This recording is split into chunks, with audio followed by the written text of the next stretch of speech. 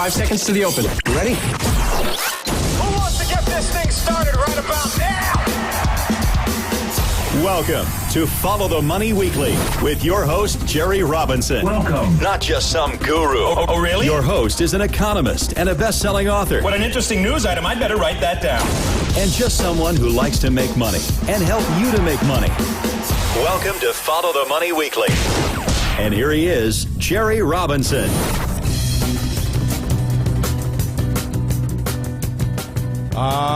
Friends, welcome to this week's edition of Follow the Money Weekly Radio. So glad that you're joining us all around the world. You can find us online at followthemoney.com. That's right, followthemoney.com. Right there, you'll find all kinds of free videos, podcasts, articles that we've done over the years. You can also find us on social media. We're at facebook.com and twitter.com.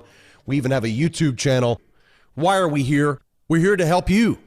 We're here to help you succeed in those things that you're trying to succeed in with your life. And how are you going to do that? Through having multiple streams of income. Friends, if you're dependent upon one stream of income for the rest of your life, you're going to be in trouble. Because what happens if something happens to that income stream, right? This is just how the world is set up today. We go to school. We are told to get a good job, right, a J-O-B, and that corporation then is on the hook to give us a paycheck to trade their money for our hours of time. And so it's like the old Doors song, the 5-to-1 song, always reminds me of that, trading your hours for a handful of dimes, right? Now, there's nothing wrong with having a job. I mean, that is honorable to have a job. The problem is that most people have one job and they are one paycheck away from living on the street, right? And I'm talking about most people. Now, there may be people in our audience today who say, I'm not in that place because I have saved money and I have developed a retirement plan and I've been investing my money. So I'm not one paycheck away from disaster, and that's good for you. But there are people in the audience today who say, you know what? I am one paycheck away from disaster. I am living paycheck to paycheck, and I'm sick of it. I'm sick of living paycheck to paycheck. I'm sick of living in this cycle where I don't have enough money at the end of the month. I've got more month than money.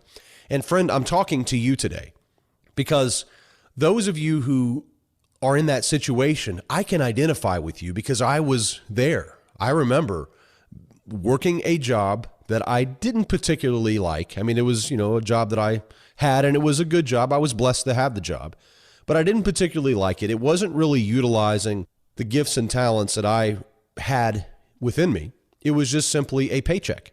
And at the time, I was not saving. So let me go back to that time whenever I was in your shoes. I was living and working and breathing one job. I did not have my college degree yet, and I was trying to find my place in the world. You ever been there? I mean, that's certainly a real common place for a lot of young people today. I was working at this job, and I did not understand the importance of putting money back from my paycheck. Oh, I put money in the 401k plan. Don't get me wrong. When the Merrill Lynch guy came into the room and brought us free pizza and said, everybody needs to put money in their 401k. Everyone should max out their 401k. Well, I didn't know any different. So I put my money in the 401k, and I did indeed max it out. And I thought that I was doing right? I had no liquid savings, but I had my 401k being pumped full. I think it was 15% of my paycheck could go into the 401k, and I had 15% of my paycheck going into the 401k. Now, I want you to hear me. I was investing for retirement with a 401k, putting 15% of my paycheck into it, and I had no savings. Okay, no savings. I had no physical savings. I did not have enough furniture in my house. I still had to make more purchases to furnish my home. My car was not in good shape. I was probably going to need a new car, but I had no money in savings. Okay, but I am maxing out my 401k. So can you see where this is heading? Not too long later, what am I doing? Well, I'm raiding my 401k plan because I've been putting all of my savings in it. And so what I had to do in order to fix my car or furnish my home or get by on a rough month, I had to pull money out of my 401k. Now, how backwards is that? How backwards is that? That's exactly how financial planning and financial planners set you up today, right? Not all of them. We have really good financial planners here in America, and we have some not so good financial planners here in America. And many of them don't stress the importance of having a firm base of liquid savings. Friend, if you're going to survive in this economy, you need to have a savings. You need to have a liquid savings. Now, I don't want to talk too much about the actual savings itself because we do have a lot on our website. You can go to our website, followthemoney.com/save, and there you can read about creating a systematic savings plan. You can read about how much money we think you should save and how much, how you should diversify it. We have a lot to say on savings in our 5 levels of financial freedom. But today, what I want to talk to you about is something known as the profit principle. Okay, so this is a principle that literally changed my life, and it's found in the Bible. It's found in Proverbs chapter 14, verse 23, and there it says, "In all labor, there is profit." In all labor, there is profit. And so when I read this verse many years ago, the words just literally jumped off the page at me. And I began to discover that I did not have any profit from my labor. Now, what is profit? How do we define profit? Well, profit itself is simply defined as a financial benefit that is realized when the amount of revenue gained from a business activity exceeds the expenses, the costs, etc. So a profit is the surplus remaining after all of the expenses have been taken out, right? So if you're looking at a company's net profit, you're looking at gross revenues minus expenses, right? So that leaves you with this profit, right? And of course, there's gross profit and there's net profit. There's all different kinds of profit. That's not the point today. The point is that profit is a gain. And so therefore, the Bible says in Proverbs 14:23, "In all labor, there is profit." Is that true for you? Let me tell you something. It wasn't true for me. It wasn't true for me many years ago when I was working a dead-end job and I was stuffing all of my money into my 401k plan, and then I had to rate it because I didn't understand the importance of saving money and having liquidity, having money on the side if I need it. And it was here that I fully discovered the fact that I was actually working for zero profit. I realized that each month I did not save any money from my paycheck was a month that I did not earn a profit from my labor. Okay? So here's the profit principle. This is what the profit principle states. An individual's profit from his labor or work is equal to the amount of money that he saves. If we put this in mathematical terms, it simply means that your profit rate is your savings rate. So if you work at a job and your job pays you, say, $3,000 per month, and then you take that money and you spend it all. In other words, you take it and you give it to other corporations, right? So you have a corporation you're working for. They give you $3,000. Let's say that's your leftover after taxes and everything. And then you go out and you take that $3,000 and you give part of it to this corporation. You give part of it to this corporation. You give part of it to this corporation. And then you give the rest to this corporation. And how much did you save? How much did you profit? What was your profit rate? And you discover your profit rate was a big fat goose egg. You took all the money that the corporation gave you in your paycheck and you gave it to other corporations. I mean, that's almost a definition of insanity. Who in the right mind would go to work every day at their job, every single day for zero profit? Who in the right mind would do that? And apparently I did, right? Because I would go and I would get my paycheck. I would work at this job that I didn't care for so much. I would get my paycheck. I would go out, and then I would give it to all these other corporations who were screaming at me through the billboards, screaming at me through the television, saying, you won't be happy unless you give us your money. And so I had to take the money from this corporation that I was working at in order to give it to these other corporations who told me I had to give it to them so I could be happy. I mean, it's just sheer financial insanity, right? And it's really a form of voluntary financial slavery, because what happens is many people say, I don't have enough money, but thank goodness I have a credit card, right? So the credit card companies can keep us afloat. So not only do most people give away all of their profit from their labor to other corporations without putting anything away for themselves, they also go into debt with credit card companies. So this is really a form of voluntary financial slavery today. We live in a time of voluntary financial slavery. Now, I want to tell you something today that the corporations will never tell you, right? You'll never hear this on a commercial. You'll never hear this in the evening news.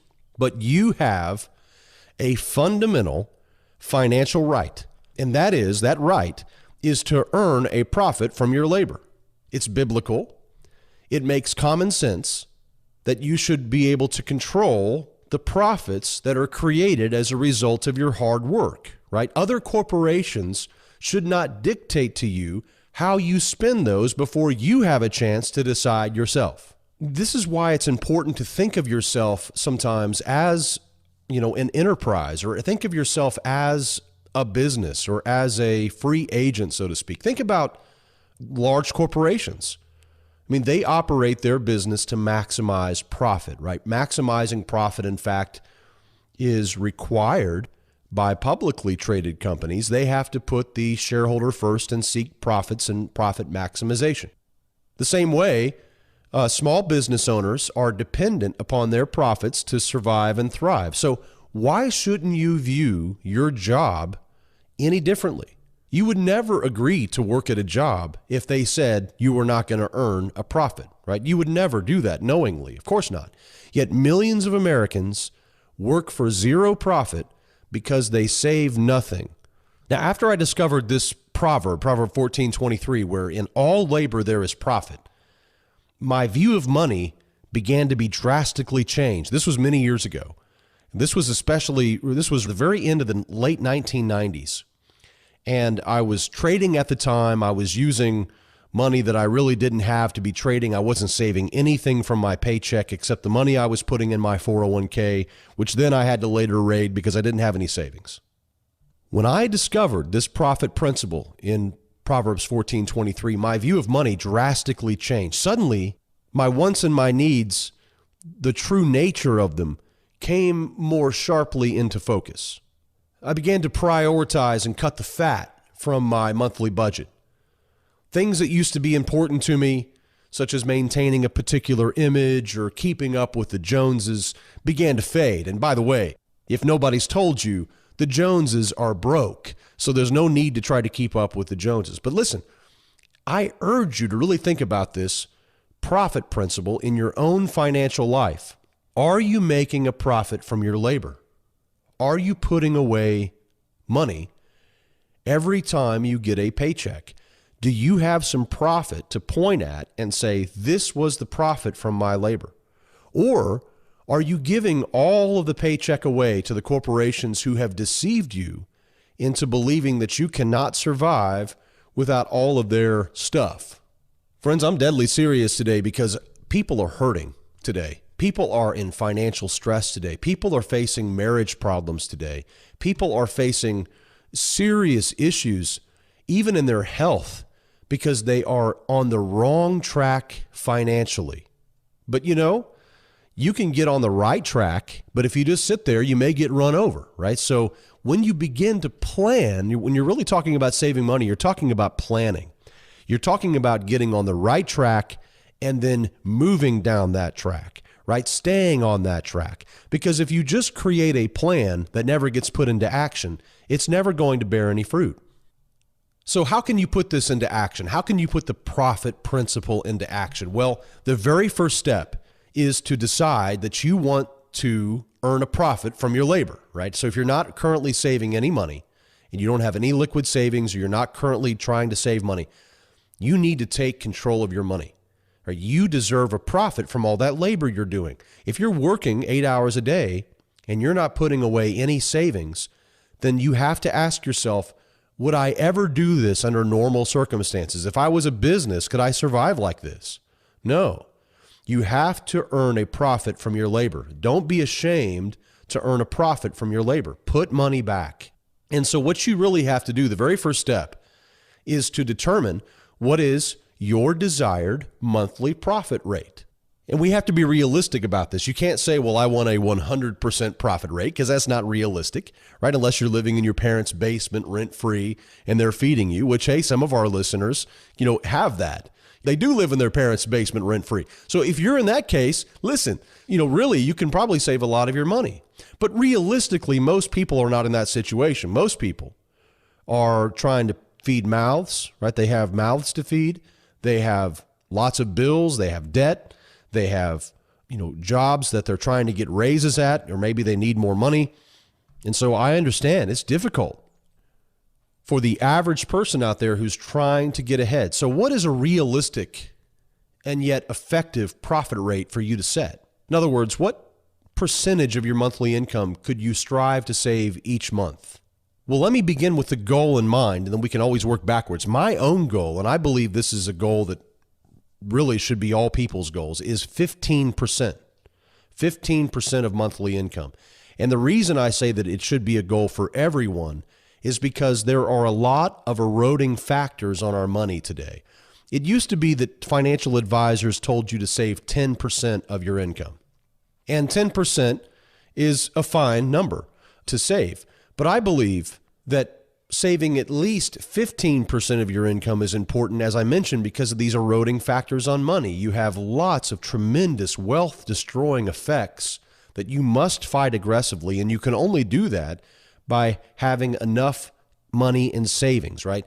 So the reality is, though, that most people are not prepared to start saving 15% of their income. They can't afford that right now. They would be in a financial bind.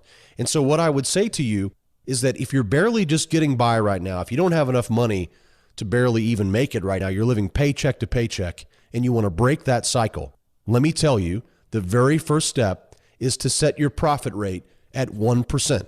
Say, you know what? I'm not going to work for zero profit anymore. I'm going to set my profit rate at 1%. And you begin there. You begin at 1%. Don't be ashamed. Be ashamed for saving nothing, right? Don't be ashamed for saving 1%. And then say, well, maybe I will move on and save 2% or 3%. And maybe next month or maybe next year I'll save 4%. And then maybe a little later on I'll save 5%. Eventually you get to the place where you're able to save 15% of your income. And while saving 15% of your income may seem so large, like, Jerry, how in the world could we ever save 15% of our income?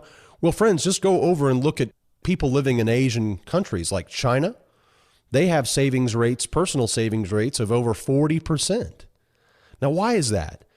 Why do people in China have savings rates of over 40%? Well, largely because they don't have the government safety nets that we have here in America. And so there really is an incentive to save money, because if you want to get to retirement with any money, then you have to save money.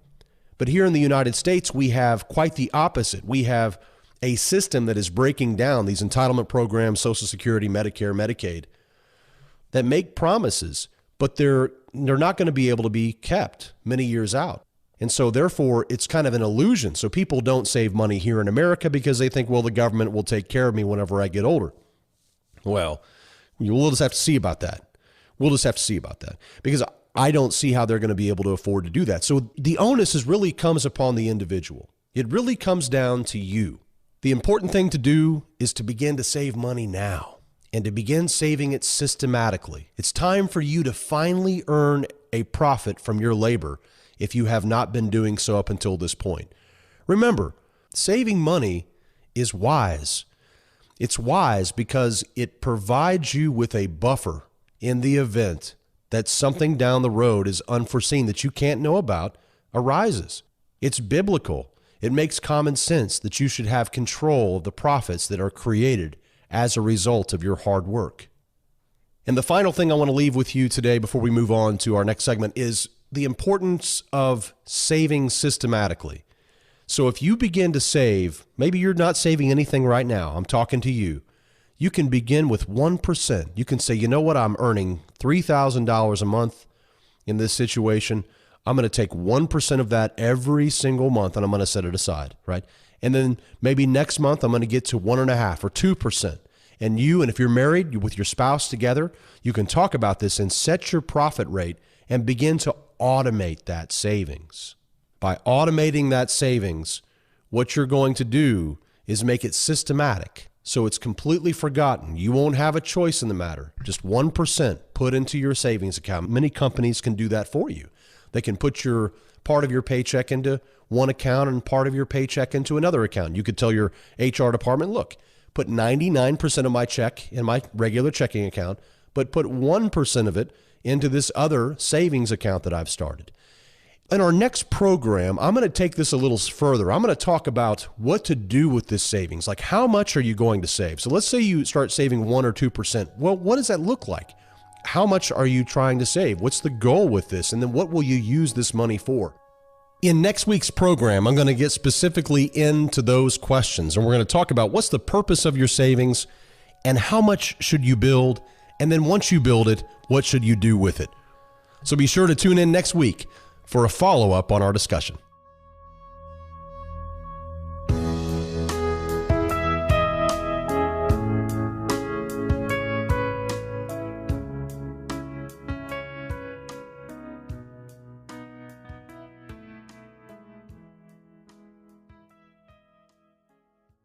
Are you prepared for the next stock market crash? It's not too late to protect yourself and your family with Jerry Robinson's best-selling book, Bankruptcy of Our Nation, now in a new audiobook format. Whether you want to listen in the car, at the gym, or on your iPad, we've got you covered. Get the entire 300-page book in audio format for only $24.95. That's over 12 hours of Jerry Robinson's economic wisdom, financial insights, and practical money-making strategies for only $24.95. Inside this new audiobook, you'll learn 21 profitable income streams you can create both now and in retirement, along with unique tips on how to inflation-proof your investment portfolio using our own PACE philosophy, and our 5 levels of financial freedom, which is Jerry Robinson's personal blueprint for building true wealth. If your goal is to become a better investor, increase your income, or just understand what is really happening in the global economy, you cannot afford to miss out on the vital information that is jam-packed into this 12-hour audio book. Get instant access to Bankruptcy of Our Nation in audio format right now by going online to www.ftmdaily.com/bankruptcy. That's ftmdaily.com/bankruptcy. Download your copy today and get on the fast track to true wealth and a lifetime of financial security.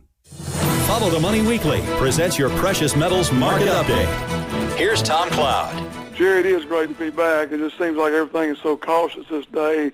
Everybody's digging deeper in the root of each investment and each economic trend. So we see a lot of that in my market right now. Yeah, Tom. Well, thanks for taking time to join us here on Follow the Money. You know, we really look forward to your weekly updates, keeping us in the loop of what's happening with the gold and silver markets from a veteran who's been doing this for a long time. I mean, when I say veteran, I don't mean military veteran. I mean veteran precious metals dealer. You've been doing this for a long time, since the 1970s. You've seen all kinds of cycles. You've seen all kinds of presidents. You've seen all kinds of Fed actions, right, since the 1970s. What do you make of the current Trump administration, the current Treasury Department, and the current Federal Reserve, how they're working together? What do you see as we're going forward right now? Is this unusual compared to what you've seen in the past? Yes, it is, Jerry. First of all, we know that history shows us the first year of a Republican president, the average for gold is 23%. The first year average for a Democrat is 5% up, and Republicans 23%. And we think that will come up because of what you want to know is the background of what the Fed that's come in now with Munchin, who's a Goldman Sachs, J.P. Morgan type guy that was one of the most controversial picks that Trump made, but he felt comfortable with him as the Treasury Secretary. But what you got to look at is the conflict at the Fed. And most of your listeners know the Federal Reserve is a private company. The only government employee is Janet Yellen, who carries two passports, a Israeli passport and a U.S. passport, as does Fisher, her assistant. So what we're looking at is the Fed wants to keep control as the wealthy bankers in the world do, and yet Munchin is talking about things the Treasury can do, and it looks like, to me and others, it's going to be very conflicting that you're out there, and this is something we really got to watch, because when all this will come to a head is when interest rates go up 1, 2, or 3 more times, and the securitized debt in the world is already liquidated about 10 to 15% since Trump was elected, will go further. And if you remember, one of the statements I made on your update about 2 or 3 weeks ago is at the end of 2015, we had $94 trillion of secured bond debt worldwide. And while we don't have the figures yet for the end of 2016, we should in about a month. But just seeing a market that is only $3 trillion of gold and silver out of $369 trillion of investment. So basically 1%. So just think if 1% rose out of bonds and into gold and silver, we get a 33% increase right there, on a constant dollar. So that would make, gold and silver go up substantially. And we think that is what's happening. We're seeing a lot of it. And one thing we'll get to in a few minutes is what's going on in the Netherlands and France, because I think it's very important to bring that up. But right now, the Fed is the first time that we've seen in 8 years of George W. Bush and 8 years of Obama where the Treasury and the Fed have conflict that's already brewing. It's pretty dangerous, I think, a pretty dangerous situation that we're in. We've been in a dangerous situation for a long time, Tom, as you well know. I mean, it's just a very dangerous situation all around with the excessive amounts of tampering into the economy by the Federal Reserve, this constant reliance upon debt, which has been good for gold, and it's also been good for stock prices because leverage, in a leveraged world, things just seem to make sense in an upside-down way. But eventually this whole thing is going to come to a screeching halt, and we don't know what form that's going to take. We don't know what it's going to look like. We just know that math is real.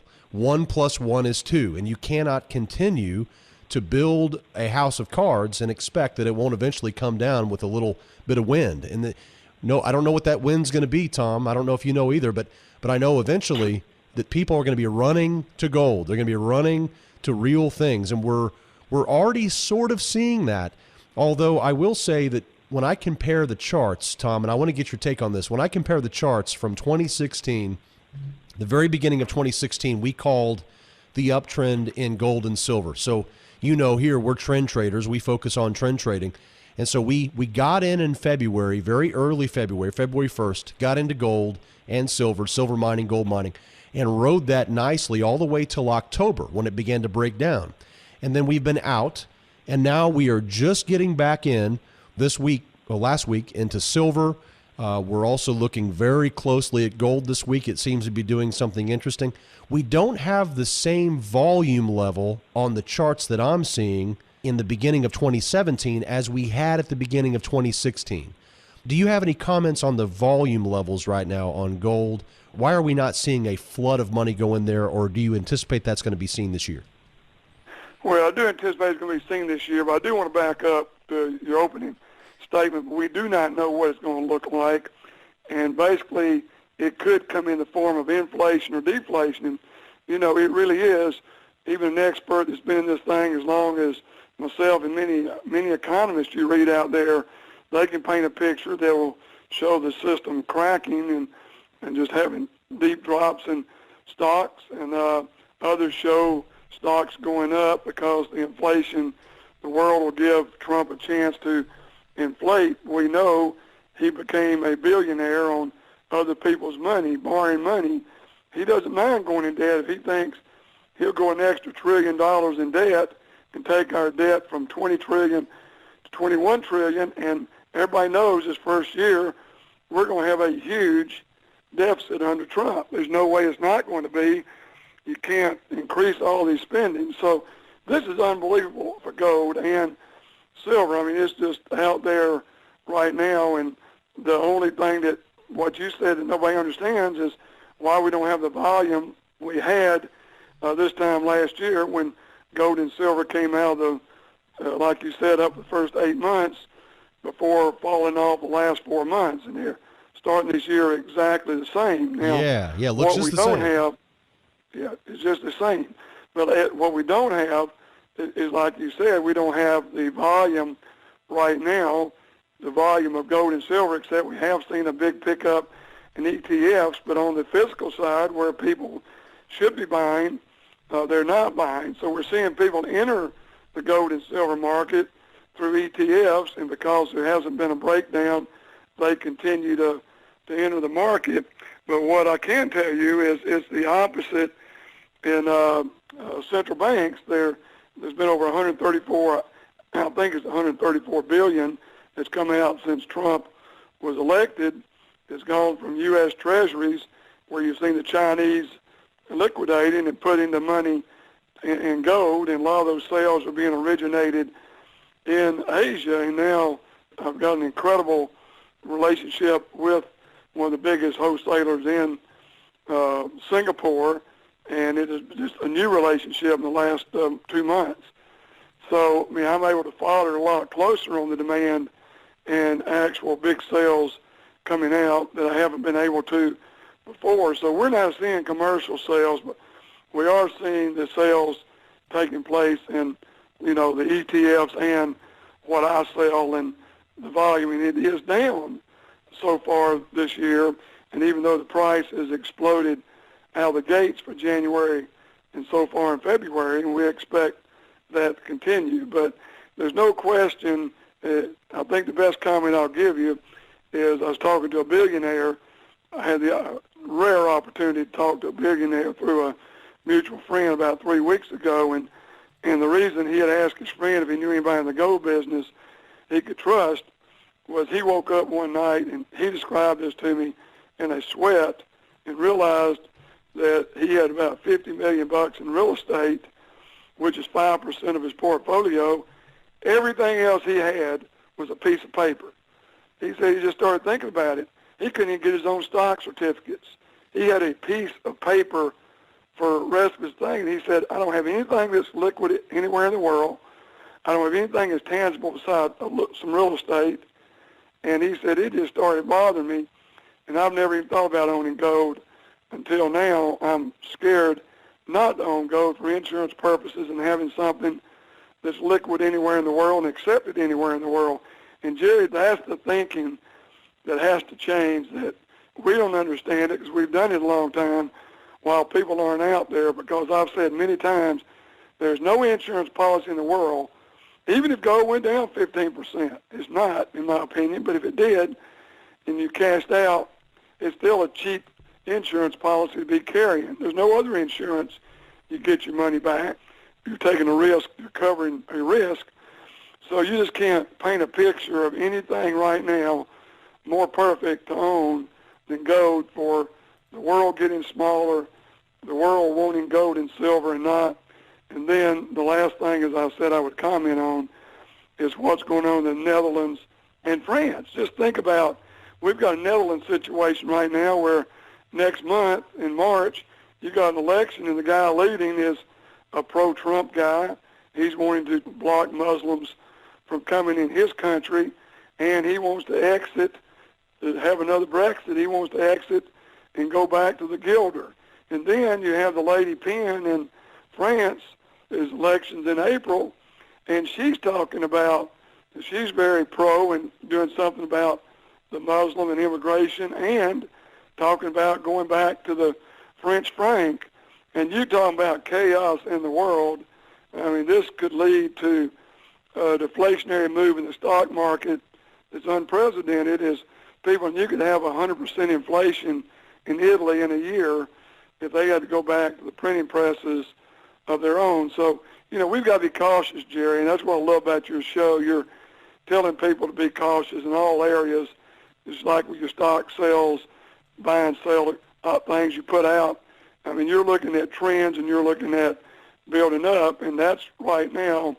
And I do agree with you that gold it looks trend neutral as of last week, but it's changing. Yes. And I believe, like silver and platinum, it's going to send off a huge buy signal any day now. It could be today, it could be tomorrow, it could be next week, but I think you're getting ready to see a move up strong in gold.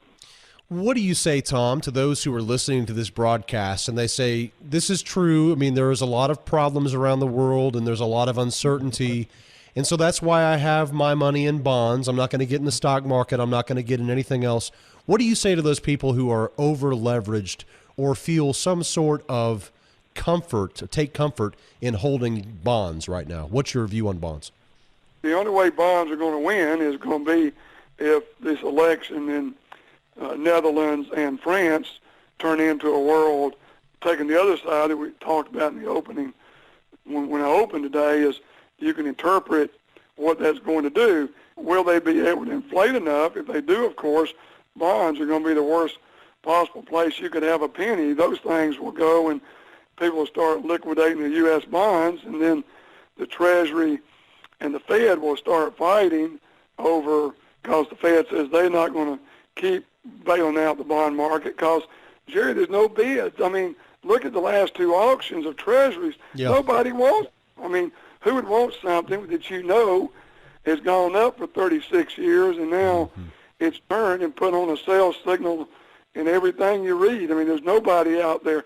So poor people holding bonds, I mean, it's okay if they want to hold them through, April, May, but if those two things happen in Netherlands and France, I know one thing, I wouldn't be holding a bond because you could see some huge losses, coming because people are going to liquidate U.S. Treasury. But if we go into a real depression, then certainly money's going to move the bonds, just like you said, and people will sit there knowing that there's going to be inflated out, but on the short term, you may gain the 5 or 10% that bonds are down since Trump was elected. So it is something. People need to stay tuned into your show and know, because you and I don't know. We've got experience, but we don't know how it's going to play out, like you said. So it's important to not just sit there and say, I'm going to hold this bond to maturity. To me, that's not an option. You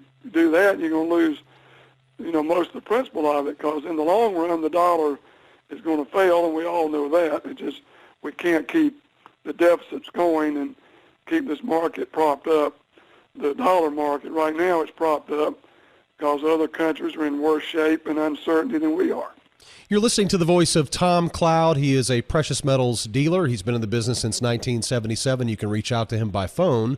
Talk to him personally, 800-247-2812. When you call him, let him know you heard him on Follow the Money, and he'll throw in a pretty good offer, make you a really good deal on gold and silver. Tom, you talk to a lot of people on the phone. Your office talks to a lot of clients. You have clients all over the world, and especially the United States.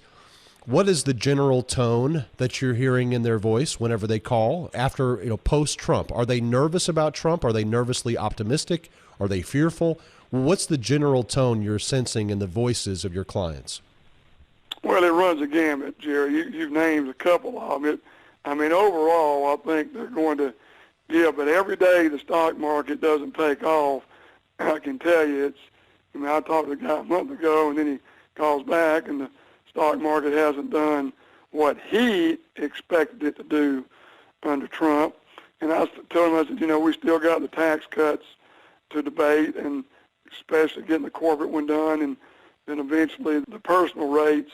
So I think you got mostly cautiously optimistic, but also very scared about the debt going higher, very scared about Trump's flippant attitude. It doesn't make any difference how big the deficit is. You put people back to work, and down the road 2 or 3 years, the tax base increases. But there are a lot of people that don't think we can do that for 2 years, that in 2 years you run up $2 or $3 trillion more, then the bond market's gone. So there's just so many different things people believe. But the one thing that they are constant, on is that they do need to have the percentage of metals they want in their portfolio. And that percentage runs a gamut.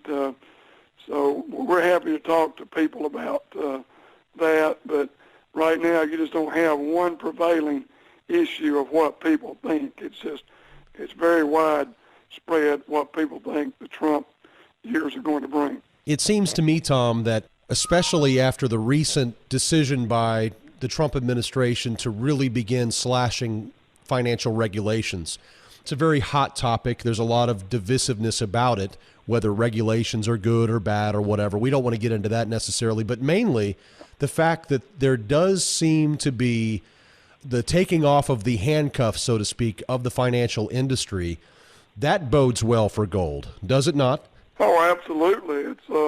It definitely bodes well for gold. And they said last week in the video, I've had a money manager fly here from Illinois to meet, has over $1.5 billion, and they have clients asking about gold, plus they're looking at gold for the first time. And I think that's the biggest part of my business. That even though, and we've seen a very large sale here recently through a money manager.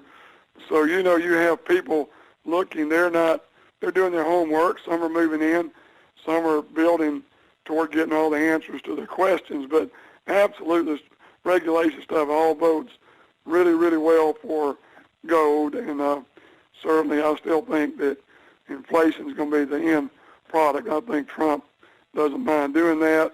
And certainly if Europe breaks down, all these countries go back to their own currency, they're going to have to print money like crazy just to get the economy jump-started. So we're in for some very interesting first 2 years of Trump's administration. And like I said, I expect much higher debt. I'm talking about running higher deficits than Obama ran for the first 2 years. You can't cut taxes and increase spending and expect the deficit to go down. It doesn't work that way.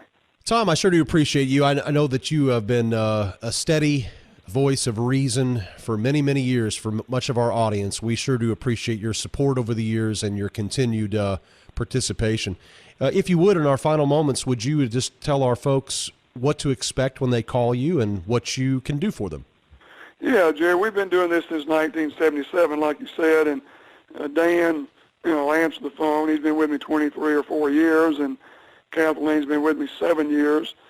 So they're the traders, people you would talk to, and if you need to talk to me, I'll call you back if I'm busy. But yeah, we'll just talk to you about the different kinds of gold and silver and the pros and cons of each one, and in the options of whether you want to take delivery of it or have it stored in one of the 5 warehouses worldwide that we've made special arrangements with, especially the one in Delaware and Canada where we have the lowest rates in the world for people that do not want to take possession. So we can get them an incredible storage deal or deliver it to them. And like you said, just mention that they heard me here and they'll be locked in for no postage ever. If they come through you, we put them in there and they're flagged and they don't have to ever pay postage and insurance.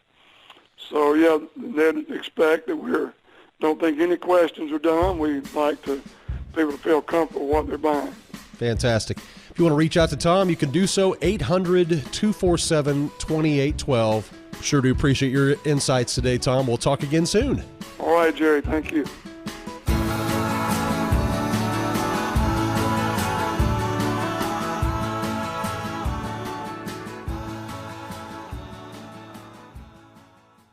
Hey friends, this is Jerry Robinson from Follow the Money Weekly. Recently, we have been receiving many emails from our listeners commenting on the great help they're getting from our precious metals expert, Tom Cloud. Gold and silver are excellent hedges against the growing threat of coming U.S. inflation. Who's your gold guy? Make it Tom Cloud. With over 30 years experience with precious metals, Tom will answer all of your questions. Don't buy your gold and silver through some call center and pay inflated prices. Call my good friend Tom Cloud and speak directly with him and get all of your questions answered. For a limited time, Tom is offering free shipping and insurance on every gold and silver purchase made by our listeners. Call 800-247-2812. And when you do, tell him that Jerry Robinson from Follow the Money Weekly sent you, and he'll throw in that free shipping and insurance on your entire order. Call your gold guy, Tom Cloud, right now for the very best deals on gold and silver coins. 800-247-2812. That is 800-247-2812.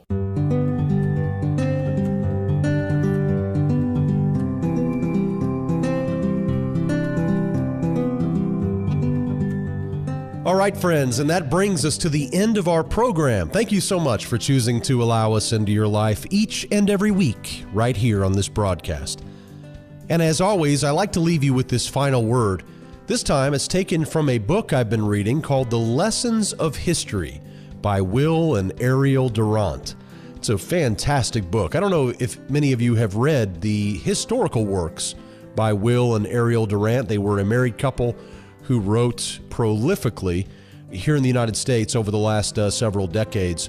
Fantastic historical series that I have, a big volume book set that I have. But also, there is a little condensed book called The Lessons of History that these two wrote.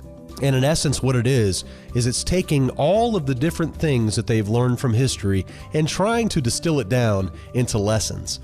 One of the lessons that they took away is this quote: "History is colorblind and can develop a civilization in any favorable environment under almost any skin." I found that statement to be very, very powerful today because, friends, there really is one human race. One human race. All of us, we may have different skin pigmentation colors. That's really all the difference is. We are one human race created by God and responsible as brothers and sisters to one another. Just something to think about. Remember, friends, when you want the truth about the global economy, just follow the money. Have a safe and prosperous week, and we'll see you right back here next time. Until then, God bless.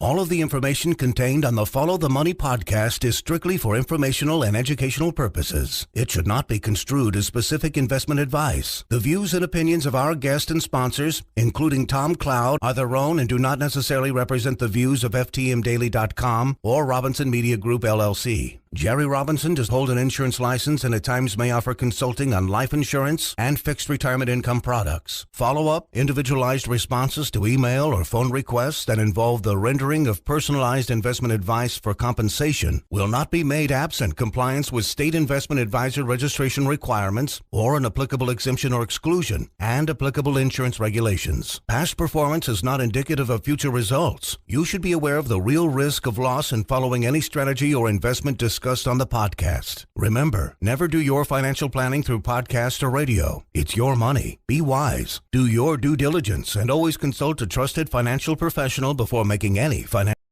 The importance of putting money back from my paycheck. Oh, I put money in the 401k plan. Don't get me wrong. When the Merrill Lynch guy came into the room and brought us free pizza and said everybody needs to put money in their 401k, everyone should max out their 401k. Well, I didn't know any different, so I put my money in the 401k, and I did indeed max it out. And I thought that I was doing right? I had no liquid savings, but I had my 401k being pumped full. I think it was 15% of my paycheck could go into the 401k, and I had 15% of my paycheck going into the 401k. Now, I want you to hear me. I was investing for retirement with a 401k, putting 15% of my paycheck into it, and I had no savings. Okay, no savings. I had no physical savings. I did not have enough furniture in my house. I still had to make more purchases to furnish my home. My car was not in good shape. I was probably going to need a new car, but I had no money in savings. Okay, but I am maxing out my 401k. So can you see where this is heading? Not too long later, what am I doing? Well, I'm raiding my 401k plan because I've been putting all of my savings in it. And so what I had to do in order to fix my car or furnish my home or get by on a rough month, I had to pull money out of my 401k. Now, how backwards is that? How backwards is that? That's exactly how financial planning and financial planners set you up today, right? Not all of them. We have really good financial planners here in America, and we have some not so good financial planners here in America. And many of them, your hours for a handful of dimes, right? Now, there's nothing wrong with having a job. I mean, that is honorable to have a job. The problem is that most people have one job and they are one paycheck away from living on the street, right? And I'm talking about most people. Now, there may be people in our audience today who say, I'm not in that place because I have saved money and I have developed a retirement plan and I've been investing my money. So I'm not one paycheck away from disaster, and that's good for you. But there are people in the audience today who say, you know what? I am one paycheck away from disaster. I am living paycheck to paycheck, and I'm sick of it. I'm sick of living paycheck to paycheck. I'm sick of living in this cycle where I don't have enough money at the end of the month. I've got more month than money. And friend, I'm talking to you today because those of you who are in that situation, I can identify with you because I was there. I remember working a job that I didn't particularly like. I mean, it was, a job that I had, and it was a good job. I was blessed to have the job, but I didn't particularly like it. It wasn't really utilizing the gifts and talents that I had within me. It was just simply a paycheck. And at the time, I was not saving. So let me go back to that time whenever I was in your shoes. I was living and working and breathing one job. I did not have my college degree yet. And I was trying to find my place in the world. You ever been there? I mean, that's certainly a real common place for a lot of young people today. I was working at this job and I did not understand don't stress the importance of having a firm base of liquid savings. Friend, if you're going to survive in this economy, you need to have a savings. You need to have a liquid savings. Now, I don't want to talk too much about the actual savings itself because we do have a lot on our website. You can go to our website, followthemoney.com/save, and there you can read about creating a systematic savings plan. You can read about, how much money we think you should save and how much, how you should diversify it. We have a lot to say on savings in our 5 levels of financial freedom. But today, what I want to talk to you about is something known as the profit principle. Okay, so this is a principle that literally changed my life, and it's found in the Bible. It's found in Proverbs chapter 14, verse 23, and there it says, "In all labor, there is profit. In all labor, there is profit." And so when I read this verse many years ago, the words just literally jumped off the page at me. And I began to discover that I did not have any profit from my labor. Now, what is profit? How do we define profit? Well, profit itself is simply defined as a financial benefit that is realized when the amount of revenue gained from a business activity exceeds the expenses, the costs, etc. So a profit is the surplus remaining after all of the expenses have been taken out, right? So if you're looking at a company's net profit, you're looking at gross revenues minus expenses, right? So that leaves you with this profit, right? And of course, there's gross profit and there's net profit. There's all different kinds of profit. That's not the point today. The point is that profit is a gain. And so therefore, the Bible says in Proverbs 14:23, "In all labor, there is profit." Is that true for you? Let me tell you something. It wasn't true for me. It wasn't true for me many years ago when I was working a dead-end job and I was stuffing all of my money into my 401k plan, and then I had to rate it because I didn't understand the importance of saving money and having liquidity, having money on the side if I need it. And it was here that I fully discovered the fact that I was actually working for zero profit. I realized that each month I did not save any money from my paycheck was a month that I did not earn a profit from my labor. Okay? So here's the profit principle. This is what the profit principle states. An individual's profit from his labor or work is equal to the amount of money that he saves. If we put this in mathematical terms, it simply means that your profit rate is your savings rate. So if you work at a job and your job pays you, say, $3,000 per month, and then you take that money and you spend it all. In other words, you take it and you give it to other corporations, right? So you have a corporation you're working for. They give you $3,000. Let's say that's your leftover after taxes and everything. And then you go out and you take that $3,000 and you give part of it to this corporation. You give part of it to this corporation. You give part of it to this corporation. 5 seconds to the open. You ready? Who wants to get this thing started right about now? Welcome to Follow the Money Weekly with your host, Jerry Robinson. Welcome. Not just some guru. Oh, really? Your host is an economist and a best-selling author. What an interesting news item. I'd better write that down. And just someone who likes to make money and help you to make money. Welcome to Follow the Money Weekly. And here he is, Jerry Robinson.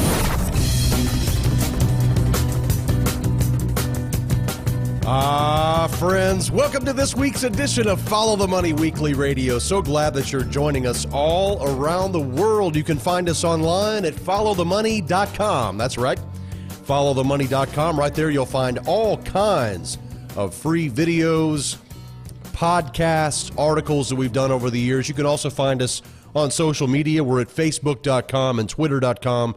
We even have a YouTube channel. Why are we here? We're here to help you. We're here to help you succeed in those things that you're trying to succeed in with your life. And how are you going to do that? Through having multiple streams of income. Friends, if you're dependent upon one stream of income for the rest of your life, you're going to be in trouble. Because what happens if something happens to that income stream, right? This is just how the world is set up today. We go to school. We are told to get a good job, right, a J-O-B, and that corporation then is on the hook to give us a paycheck to trade their money for our hours of time. And so it's like the old Doors song, the 5-to-1 song, always reminds me of that. Trading